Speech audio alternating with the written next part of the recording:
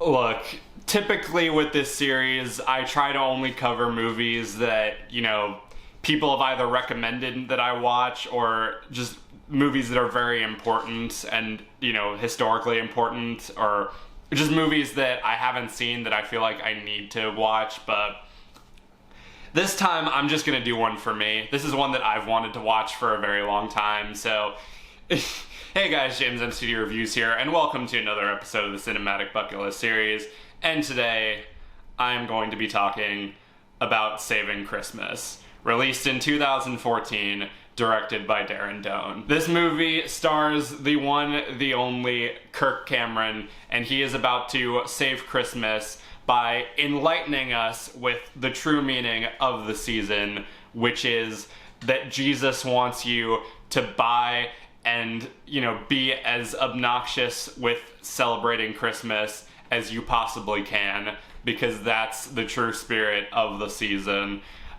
Most of this movie takes place in a car and just centers around this guy, Christian, because of course that's his name, who is, he's feeling very down about the season. He feels like people are missing the point. He feels like, with all of the crass commercialization and everything like that, people are missing the true point of, being nice to one another and giving to those who are less fortunate and, just being a more giving person. And then Kirk Cameron comes in to save the day, and it basically says, no, you're wrong.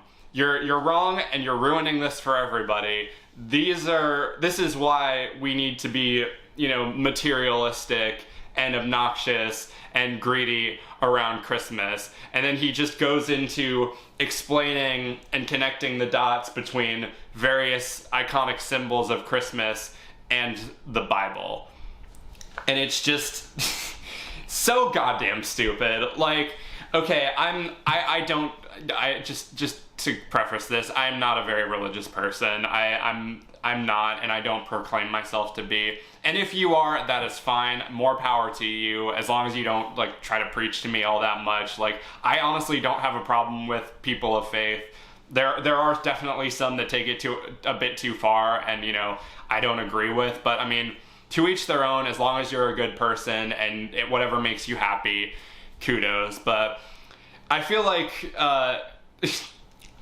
I feel like Kirk Cameron's approach to this movie and the morals of this movie are the most unchristian morals of any one of these movies. Because essentially, Christian, who is Kirk's sister's husband in this movie, is bringing up legitimate points of how many kids went hungry with all the money that we're spending on, ourselves and the presents that we're buying that we're not gonna fuck with in 3 months and everything like that. He's bringing up very valid points, why have we decided that we're just gonna care about ourselves and not other people around Christmas? And then Kirk is essentially no, that you've got this all wrong. You're thinking about it in the wrong way.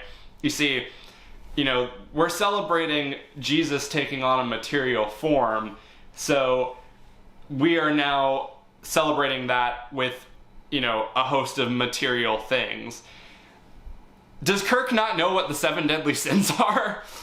Greed and gluttony being the two of the biggest ones. And the arguments that he uses to justify this are just so out of left field and out of nowhere and just make no goddamn sense. He even says in one of the scenes where we need to infuse old symbols with new meaning, which basically means that he acknowledges that he is making this shit up. And it just seems like the most forced thing, and just all these bullshit rationalizations to justify the fact that he, on top of just being an uber Christian, also wants to justify being really selfish and materialistic. So whatever helps you sleep better at night, but just in terms of the Christian morals of this, it seems hilariously backwards. On top of that, the movie, just from a technical level, is just absolute ass.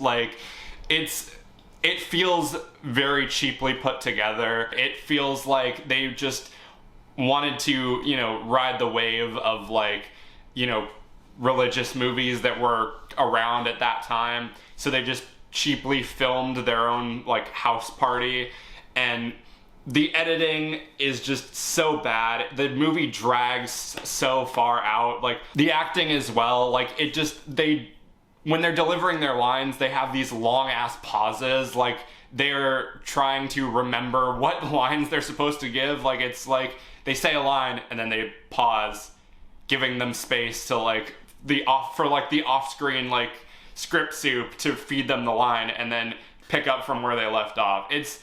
It really just strikes me that they are trying desperately to drag this movie out to 90 minutes. And if you didn't get that impression from the way that the lines are delivered, there is also a 5-minute dance number at the end of this movie that is literally just there for padding.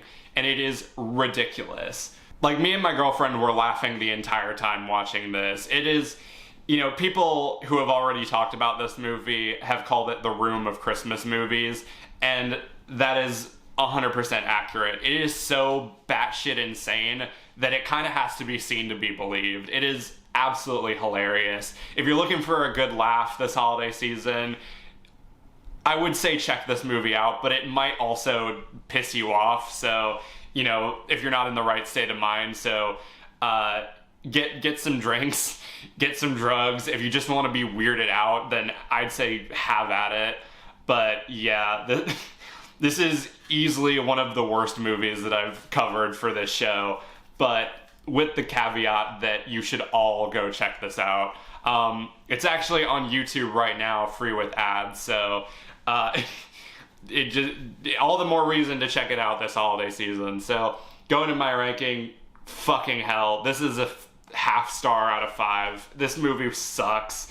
But yeah, let me know in the comments if for some reason you have seen this movie and what did you think of it, what did you get out of it. But yeah, until next time, be sure to like, subscribe, ring the notification bell so you can stay up to date on when I'm posting. Follow me on all my social media, subscribe to my main channel, everything you need to know will be in the description. Thank you guys for watching, and I'll see you later. Angels we have burned all night, sweetly singing o'er the flames.